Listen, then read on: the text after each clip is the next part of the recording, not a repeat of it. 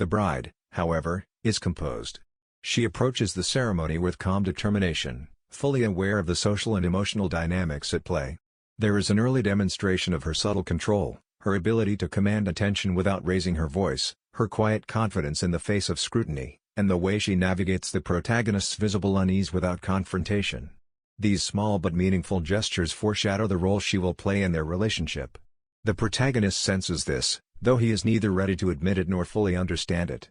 There is a seed of curiosity planted, a quiet recognition that this woman, unlike others he has known, may not simply acquiesce to the expectations imposed upon her. The tension between them is further intensified through private moments leading up to the wedding night.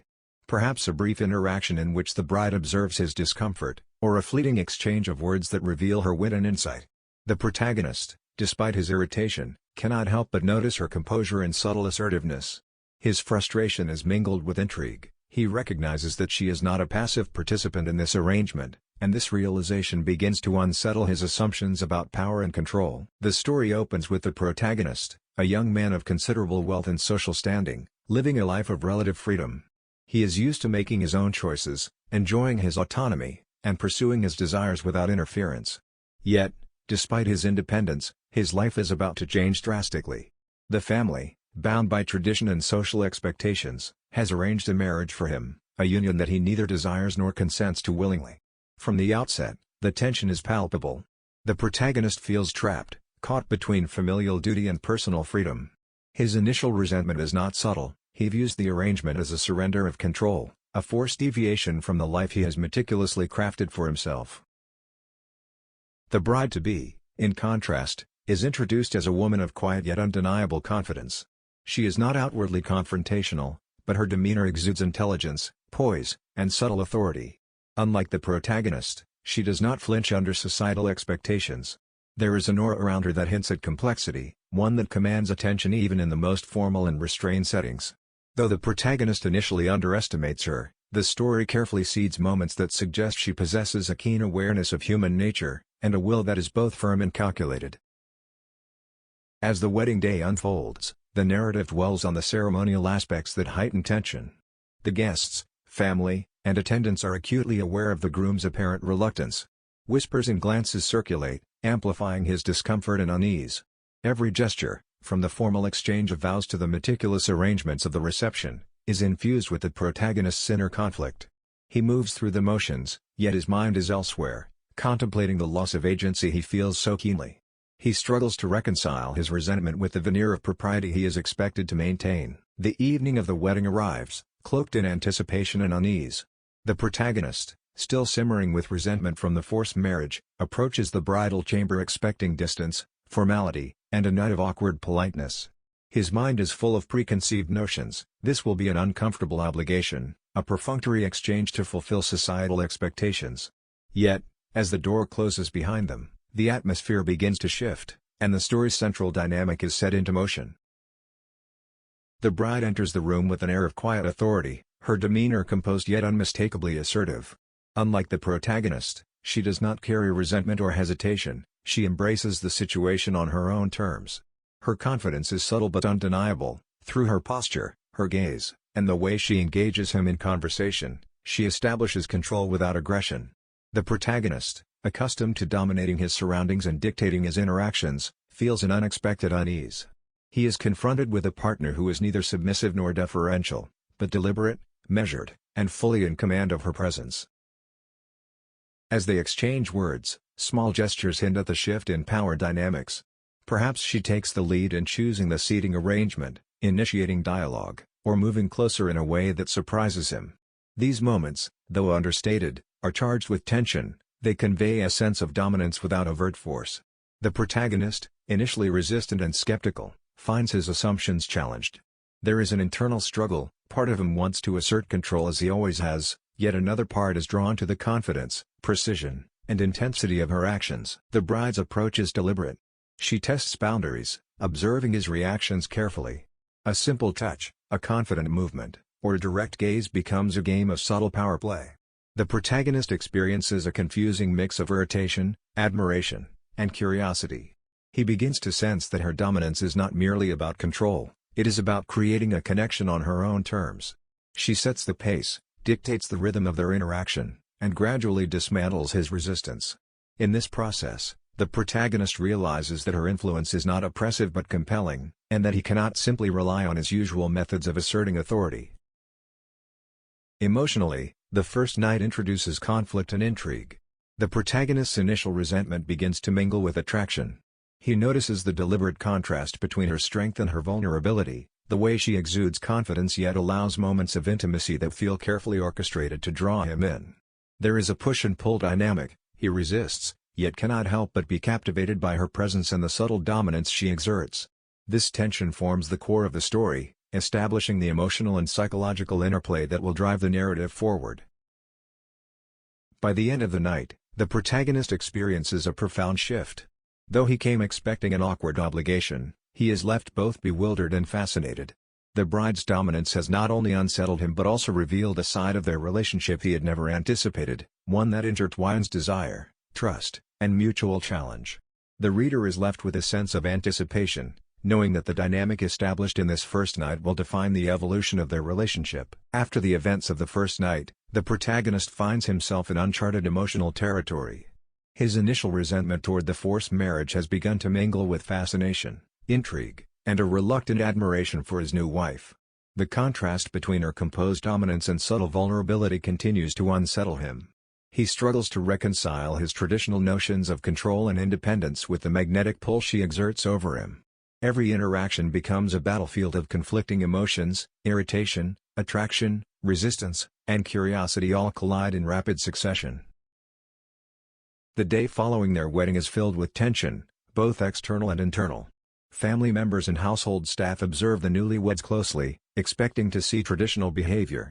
The protagonist is acutely aware of this scrutiny, which heightens his internal conflict. He cannot reveal the growing intrigue he feels, nor the subtle excitement that simmers beneath his irritation. Meanwhile, the bride moves with a calm self-assurance, navigating social interactions with ease, her demeanor reinforcing her subtle control.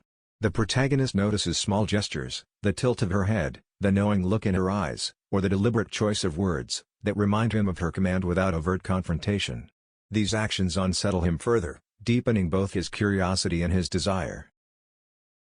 Throughout Part 3, internal monologues play a significant role. The protagonist reflects on the unusual dynamics of their relationship. He recalls moments from the first night, analyzing her actions, questioning his own reactions, and wondering whether he is truly resisting or secretly drawn to her control. This introspection is laced with both frustration and reluctant admiration. He begins to realize that her dominance is not mere manipulation, it is a carefully orchestrated expression of confidence and emotional intelligence, designed to foster connection while challenging him to reconsider his assumptions. The bride, meanwhile, subtly tests the protagonist's boundaries in daily life. She initiates conversations that provoke thought, takes the lead in decisions, and occasionally challenges him in ways that force him to acknowledge her insight and authority. These interactions are not confrontational, but they disrupt his habitual patterns of dominance. Each subtle assertion of control is a reminder that she is not a passive partner, but a complex individual with her own agency. The protagonist's conflicted emotions intensify as he begins to experience the thrill of surrendering, even momentarily, to her guidance. The tension built in the previous parts reaches its apex in Part 4, where the protagonist confronts the full extent of his emotional and psychological conflict. Up until now, he has oscillated between resistance and fascination, struggling to reconcile his pride with the magnetic pull of his wife's dominance. This section of the story marks the moment where he must surrender, not just superficially, but in a deeper, emotional sense, to the dynamic she has subtly crafted. The turning point begins with a private, intimate interaction that brings the protagonist face to face with his vulnerability. Perhaps it occurs during a quiet evening in their shared chamber, away from the scrutinizing eyes of family and society. The bride, aware of his inner turmoil, initiates a conversation or action that challenges him emotionally. She asks questions that cut through his defenses or positions herself in a way that requires him to acknowledge her authority. Her dominance is no longer a subtle game, it is deliberate, confident, and designed to provoke honest self-reflection. The protagonist experiences an internal struggle unlike anything he has faced before. His initial reaction is resistance, a reflexive attempt to assert control and preserve his pride. Yet, he soon realizes that traditional methods of dominance are ineffective against her calm, measured confidence. Each gesture, word, or action she takes is precise, leaving no room for revision. The more he resists, the more he becomes aware of the magnetic pull of her authority and presence. This psychological tension creates a powerful mix of fear, excitement, and anticipation, a cocktail of emotions that he has never encountered in any prior relationship. As the scene unfolds, the protagonist begins to surrender incrementally. He yields first to subtle influences, allowing her to take the lead in conversation, accepting small gestures of guidance or control. These acts, seemingly minor, symbolize his growing willingness to trust her and relinquish his habitual need for dominance. Gradually, the surrender becomes more pronounced, both emotionally and physically. The bride's calculated approach allows him to explore the exhilarating vulnerability of yielding without feeling weak or diminished. The climax is heightened by the interplay of power and intimacy. The protagonist realizes that her dominance is not oppressive but liberating. It permits him to explore feelings he had suppressed, including desire, admiration, and respect. Her confident control fosters a connection that is both passionate and emotionally resonant. The moment becomes transformative as he comprehends that surrendering to her influence does not strip him of his identity, but instead strengthens the bond between them. The fusion of dominance and trust creates a tension so compelling that resistance becomes not only futile but unnecessary. By the end of Part 4, the protagonist's transformation is evident. His pride and previous resentment give way to fascination and willing submission. The dynamic between the couple reaches equilibrium. Her dominance is balanced by his admiration and trust, creating a relationship that is both emotionally and physically intense. The reader witnesses a shift from conflict to connection, tension to intimacy, and resistance to mutual engagement. This turning point is critical because it not only resolves the central conflict of resistance versus attraction but also sets the stage for Part 5, where the story moves toward lasting acceptance and partnership. The protagonist has evolved from a man resisting circumstance to one embracing the transformative potential of a relationship built on both dominance and mutual respect. Part 4, therefore, represents the narrative climax, the emotional and psychological peak that defines the trajectory of their evolving bond. Following the events of the climax, the protagonist now approaches his wife with a sense of openness and curiosity. He no longer views her dominance as a threat or challenge but as an integral part of her personality and the relationship they share. Each interaction is now characterized by a willingness to engage, to be vulnerable, and to respond to her assertiveness with trust rather than resistance. The initial friction of the forced marriage has been replaced by a genuine appreciation of her strengths, her wit, and her deliberate confidence. The reader can see the full arc of his emotional evolution, from skepticism and frustration to admiration and desire. The narrative continues to explore the deepening intimacy between them. Their shared moments, both tender and passionate, illustrate the harmony that comes from understanding each other's roles and personalities. The wife's dominance is no longer a source of tension but a catalyst for emotional closeness. The protagonist learns to appreciate the empowerment that comes from surrendering in a safe and loving environment. He realizes that her control is not about diminishing him but about creating a space where their connection can thrive. These moments highlight the mutual consent, trust, and respect that underpin their evolving relationship. At the same time, the story provides glimpses of their daily life, now transformed by this new equilibrium. Social interactions, family engagements, and private conversations are all imbued with a newfound ease. The protagonist's confidence, previously rooted in control over circumstances, is now complemented by the emotional intelligence he has gained through his relationship with his wife. This balance of power and affection creates a dynamic that is both compelling and sustainable, emphasizing growth, adaptation, and emotional maturity. The resolution solidifies the romantic and psychological tension introduced in earlier parts. The protagonist and his wife now share a harmonious relationship built on admiration, desire, and the balanced interplay of dominance and submission. Their bond is passionate yet respectful, intense yet nurturing. The reader witnesses a satisfying closure that resolves the central conflict while leaving room for continued emotional and relational depth.